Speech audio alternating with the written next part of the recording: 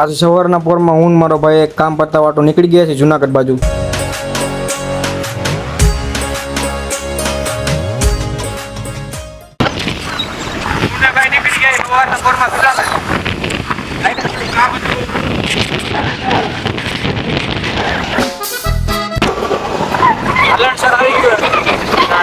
નજારો જોઈએ થોડો. વરસાદ ચાલુ નથી એટલે વાંધો નથી, બાકી વરસાદ ચાલુ હોય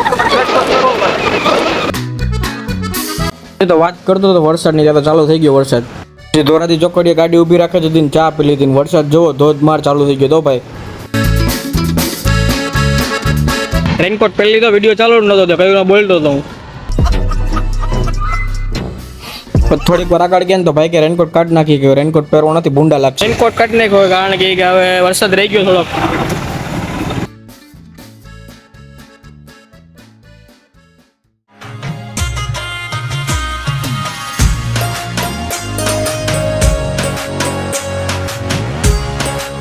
પછી હું ભાઈ આવી ગયા ભારત ગેસની ઓફિસે. ભારત ગેસની ઓફિસે કામ પતાવ્યું ને તો પાછો વરસાદ ચાલુ થઈ ગયો. તો થોડીક વાર ઊભા રહી ગયા ને વિરામ લઈ લીધો. પછી સીધી ગાડી જવા જતી ભવનાથ સાઈડ.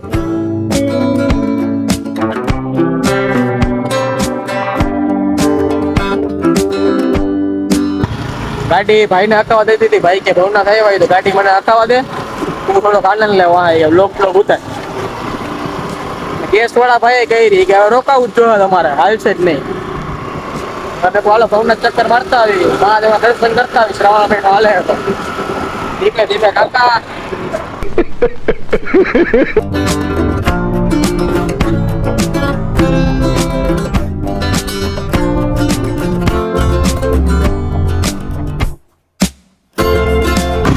આપને એવું એક ધોરાજીમાં જ ખાડા, પણ અહીંયા ભવનાથ ખાડા તો એવા જ છે ભાઈ.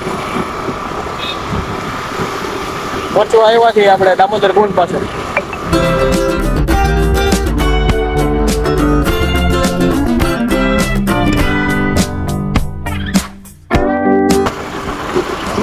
ફાઇનલી આપણે આવી ગયા ભવનાથ પાસે. માણા અહીંયા ખાવા હાટું તરસતા હોય.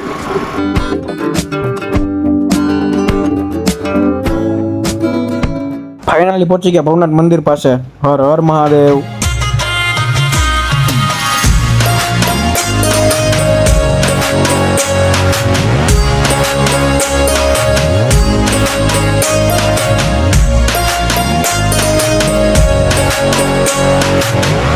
અને આ પાછળનો ગિરનારનો એકવાર વ્યૂ જોઈ લો, વાદળા અને ઓહો હો વરસાદ આવવાની ફૂલ તૈયારી હતી ભાઈ.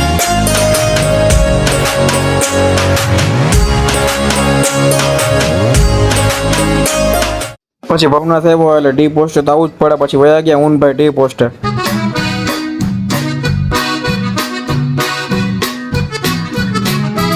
પછી રસ્તામાં થોડીક વાર ગાડી ઊભી રાખીને ભાઈ કે મને થોડાક ફોટા તો પાડ દે ભવનાથ આવ્યા તો. હરેશભાઈ થોડાક ફોટા પાડ દે. પાણીમાં કચરો તો જો.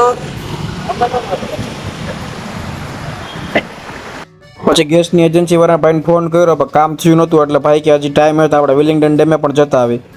ગાડી સીધી જવા દે વિલિંગડન ડેમ બાજુ. હું ને ભાઈ જઈ રહ્યા છીએ વિલિંગડન ડેમ. અને આ રસ્તામાં કુદરતી નજારો જોવો તમે એકવાર. હજી 4 ગામ એમ ભોગવવાના જ છે. ગેસનો ભાઈ વાળાનો ફોન હજી આવ્યો નથી. 4 વાગ્યા સુધી રખડીએ, 4 વાગે ગેસ વાળા ભાઈ પાસે જાય.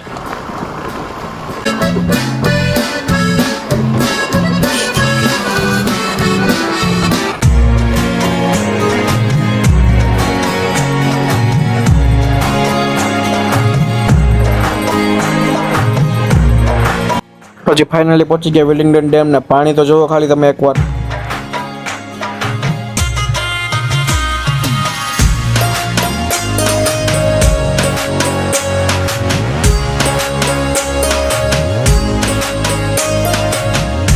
ગાઈસ આપણે આવી ગયા છીએ જુનાગઢના વિલિંગડન ડેમે.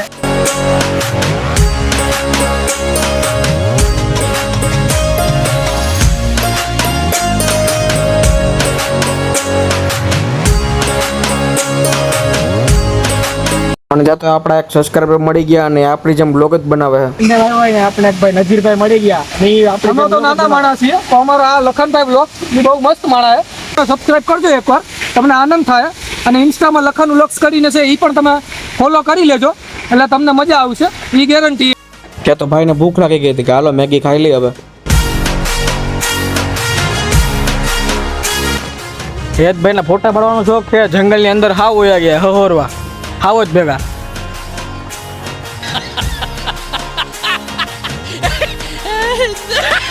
પછી બહુ મોડું થઈ ગયું એટલે હું ભાઈ સીધા નીકળી ગયા ઘર સાઈડ. નીકળી ગયા ઘર સાઈડ.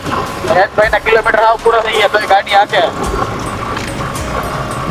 આજે રખડીને ફૂલ આનંદ થયો. આવા જ નવા બીજા બ્લોગની. ત્યાં સુધી બધાના જય શ્રી રામ, જય માતાજી. ચેનલને સબસ્ક્રાઇબ કરી દો, લાઈક કરી દો, કમેન્ટ કરી દો.